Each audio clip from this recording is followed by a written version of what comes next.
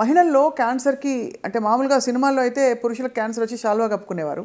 కానీ మహిళల క్యాన్సర్ బారిన పడి ఎప్పుడు చూడలేదు. But it's a serious matter that actually women are very prone to cancer, certain kinds of cancer. So ఎందువల్ల సార్ మహిళల్లో క్యాన్సర్ బారిన పడే లక్షణాలు ఎక్కువ ఉంటాయా లేక?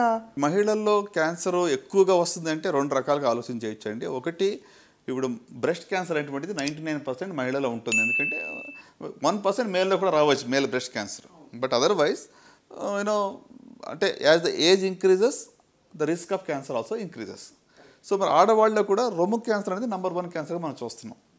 సో వీళ్ళలో అంటే కంపేర్డ్ టు మెన్ ఓవరాల్గా చూస్తే మనం నెంబర్ ఆఫ్ క్యాన్సర్స్ కంప్లీట్గా ఇద్దరిలో మనం చూసినట్లయితే విమెన్ అని కొంచెం తక్కువ అని చెప్పవచ్చు అలా చూస్తే. ఓ నిజంగానా? Okay sir.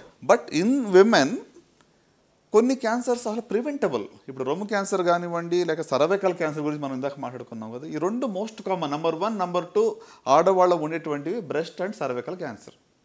మరి ఈ రెండింటిని అర్లీగా అయినా కనుక్కోవచ్చు, రాకుండా చూసుకో చాలా వరకు. మరి ఈ రెండు ఇంత ఈజీ టు డూ. ఇవి కాకుండా ఓరల్ క్యాన్సర్స్ ఉన్నాయి, లంగ్ క్యాన్సర్ ఉంది, పెద్ద పెద్ద క్యాన్సర్ ఉంది. అదే కాకుండా ఆడవాళ్ళు ప్రత్యేకంగా మనం అనుకుంటున్నాం కాబట్టి ఇటీవల మరి అర్బన్ ఏరియాలో ఎండోమెట్రియల్ క్యాన్సర్ అంటే గర్భాశయమిక క్యాన్సర్, ఇది యూట్రస్ క్యాన్సర్ అటువంటిది పెరుగుతూ ఉంది. Again it link to obesity, it link to hormonal imbalance. So అంటే మన రూట్ కాజ్ మళ్ళీ మనం ఫుడ్ లేకపోతే మన లైఫ్ స్టైల్కి వచ్చేస్తున్నాం. అదే అదే అదే అర్థమైంది. సో కనుక ఇక యూట్రస్ క్యాన్సర్ అనేది సంఖ్య పెరుగుతుంది, ఓవరియన్ క్యాన్సర్ పెరుగుతూ ఉంది, అట్లనే మరి బ్రెస్ట్ అండ్ సర్వికల్ క్యాన్సర్ అన్నీ కూడా ప్రివెంటబుల్ అంటున్నారు చాలా వరకు. అంటే మోస్ట్ ఇప్పుడు ఓరల్ క్యాన్సర్ ప్రివెంటబుల్. ఆడవాళ్ళు కూడా పల్లెటూరులో మీరు చూస్తే టొబాకో చూయింగ్ కానీ స్మోకింగ్ కానీ చాలా ఇటీవల ఆడవాళ్ళని స్మోకింగ్ కొత్తగా స్మోక్ చేసేవాళ్ళు ఆడవాళ్ళు కూడా ఎక్కువ మంది కనబడుతూ ఉన్నారు. అంతే కదా. సో కనుక ఐ స్ట్రాంగ్లీ ఫీల్, నేను అనుకున్నది ఏంటంటే at least most common cancers oral cancers, breast, cervical cancer వీటిని మనం డెఫినెట్గా తగ్గించగలుగుతాం. అండ్ మీరు 40 సంవత్సరాలు దాటిన వాళ్ళందరూ కూడా పరీక్షలు చేయించుకోవాలి సార్ యాన్యువల్గా? అంటే ఏ సైట్ దాన్ని బట్టి స్క్రీనింగ్ ఉంటుంది. సర్వైకల్ క్యాన్సర్, గర్భాశయ ముఖద్వారపు క్యాన్సర్కి అబౌట్ 21 years ఓహో ఉన్నవాళ్ళు ఒక్కసారి ప్యాప్స్మియర్ చేయించుకుంటే నెక్స్ట్ 3 years వరకు ఏం చేయక్కర్లేదు. లేదా హెచ్పివి డిఎన్ఏ టెస్ట్ అని ఒకటి ఉంటుంది, అది చేయించుకుంటే 5 years వరకు ఏం చేయక్కర్లా. సో ఇది ఫర్ సర్వైకల్ క్యాన్సర్, గర్భాశయ ముఖద్వారపు క్యాన్సర్కి. మరి బ్రెస్ట్ క్యాన్సర్కి వచ్చేటప్పటికి 20 to 40 yearsలో once every 3 years clinical breast examination by doctor.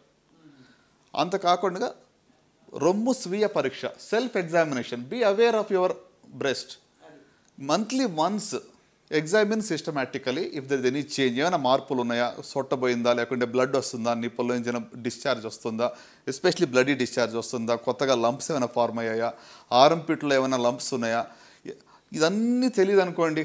ఈ ప్రతిదానికి ఆ సిమ్టమ్స్ ఎలా గుర్తుపెట్టుకోవాలనుకుంటే మీకు ఎనీథింగ్ అన్యూజువల్ మార్పు అనేది కొత్తగా ఏమైనా అనిపిస్తుందా, నీకేదో సంథింగ్ ఇస్ నాట్ గుడ్ అనిపిస్తుందా ఆర్గన్లో అనిపించినప్పుడు వెంటనే డాక్టర్ని సంప్రదించాలి.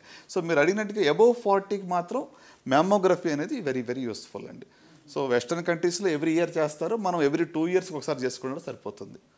అంటే మ్యామోగ్రఫీ వల్ల అడ్వాంటేజ్ ఏంటంటే మీకు చేతికి తగలి లంపు ఒక 0.5 cm కానీ లేకుంటే 1 cm ఉన్నా కూడా దాన్ని అది కనిపెట్టేస్తాం. నేను అదే అడగబోయాను, అంటే జస్ట్ స్వీయ పరీక్ష సరిపోతుందా, మ్యామోగ్రఫీ అందరికీ చేయాలని మీరు చెప్పారు. అదే చేస్తాడు అంటే సెల్ఫ్ ఎగ్జామినేషన్ యంగ్ విమెన్లో మ్యామోగ్రఫీ పెద్దగా పనిచేయదు. లెస్ దాన్ 40లో బ్రెస్ట్ డెన్స్గా ఉన్నప్పుడు మ్యామోగ్రఫీలో క్లియర్గా ఐడెంటిఫై చేయలేం.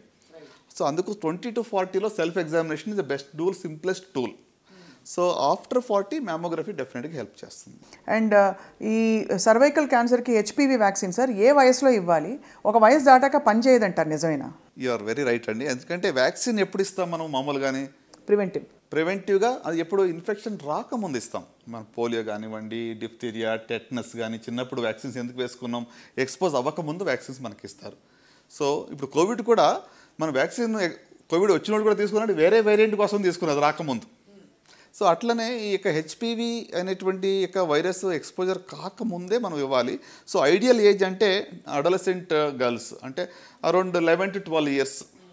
సో 24 to 25 దాకా ఇవ్వచ్చు. సో అంటే దానికి రేషనల్ ఏంటి అంటే సెక్షువల్ ఇంటర్కోర్స్ అనేటువంటిది ఆన్సెట్ అవ్వక ముందు. ఎందుకంటే ఈ వైరస్ అనేది చాలా కామన్గా ఉండే వైరస్, ఇది కొత్తగా వింతగా వచ్చే వైరస్ కాదు. 80% ఆడవాళ్ళు హెచ్పివి ఉంటుంది. ఏదో అంటే అన్యూజువల్ ఇన్ఫెక్షన్ వచ్చేసింది, హెచ్ఐవి లాగానో అలాంటి హెచ్బిఎస్ఏజీ లాంటిదో ఇన్ఫెక్షన్ కాదు ఇది. So this is very widely prevalent virus ఇది.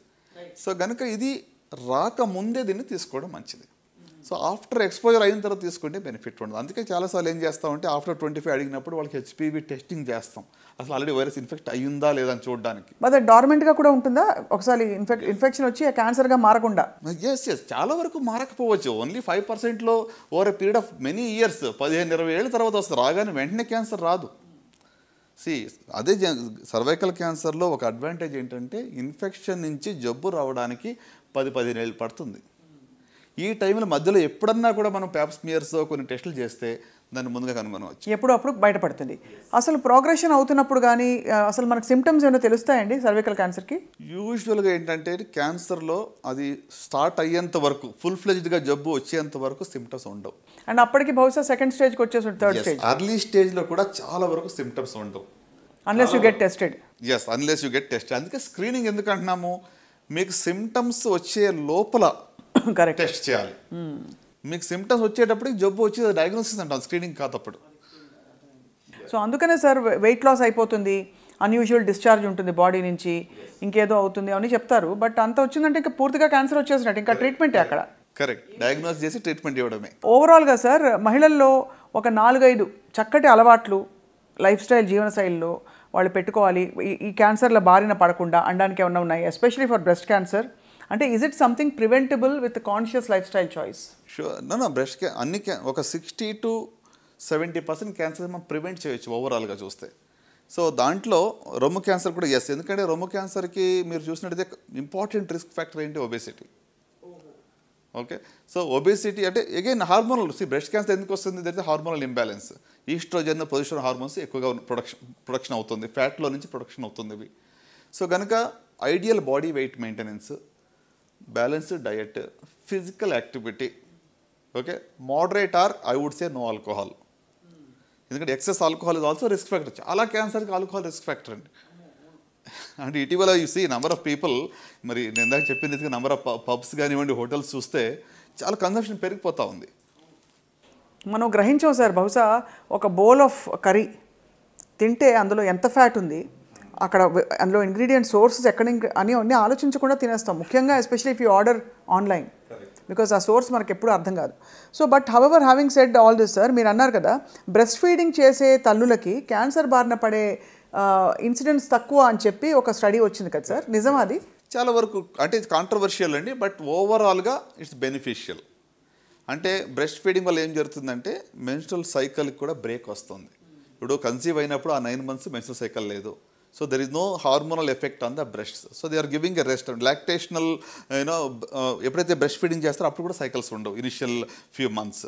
సో దానివల్ల there is a break in the cycle. So డెఫినెట్గా నేను if you ask me, if you overall అన్ని స్టడీస్ కూడా మనం కంపేర్ చేసి చూసినట్లయితే there is benefit of breastfeeding. ఇటీవల బ్రెస్ట్ ఫీడింగ్ కాదు, లేట్ ప్రెగ్నెన్సీస్ కూడా ఎక్కువైపోయింది. So that's also risk factor అండి. So first child very late after 30s. ఇప్పుడు ఈ రోజుల్లో చూడండి చైల్డ్ బర్త్ కూడా 30s లోపల చాలా తక్కువగా ఉంది. ఇదివరకు 30s లోపల అసలు పెద్ద ఆపరేషన్ కూడా అయిపోయేది. కరెక్ట్ సార్ అది. కానీ మరి మెనోపాజ్ తర్వాత క్యాన్సర్ బారిన పడే అవకాశాలు ఉంటాయా సార్? డెఫినెట్గా. అంటే ఏజ్ పెరిగే కొద్ది రిస్క్ పెరుగుతూ ఉంది. So it's not that hormonally active ఉన్నప్పుడు మాత్రమే కదా. ఇప్పుడు బ్రెస్ట్ క్యాన్సర్ మీరు చూస్తే ఇండియాలో కంపేర్ టు వెస్టర్న్ వరల్డ్ ఒక 1 decade అర్లీగా వస్తుంది. వెస్టర్న్ కంట్రీస్లో 60sలో వస్తే మన దగ్గర 45 to 55లో ఎక్కువ కనబడుతూ ఉంది. సో అంటే ఇది again related to our life style, our foods కానివ్వండి, our whatever epidemical factors వల్ల అది వస్తూ ఉంటుంది. మొత్తానికి సార్ ప్రపంచం కొంచెం అంటే మన జీవన విధానాలు, జీవన శైలి అంతా మారిపోయి ఐ థింక్ కొంచెం బాగా అలర్ట్గా ఉండవలసిన పరిస్థితులు అయితే వచ్చాయి అనిపిస్తుంది. 100% అండి. మనం సింపుల్ ఒకటే ఉదాహరణ, మన చిన్నప్పుడు ఊర్లో ఒక్కళ్ళకి క్యాన్సర్ అనే వర్డ్ మనం వింటేనే ఎంతో వింతగా ఉండేది. శబ్దం కూడా ఆ వర్డ్ కూడా ఉచ్చరించడానికి భయపడేవాళ్ళం. ఇప్పుడు ప్రతి ఇంట్లో మనకు తెలిసిన ఎవరికో క్యాన్సర్ ఉంది. ఇంకెంతకైనా మనకు స్టాటిస్టిక్స్ అవసరం లేదు.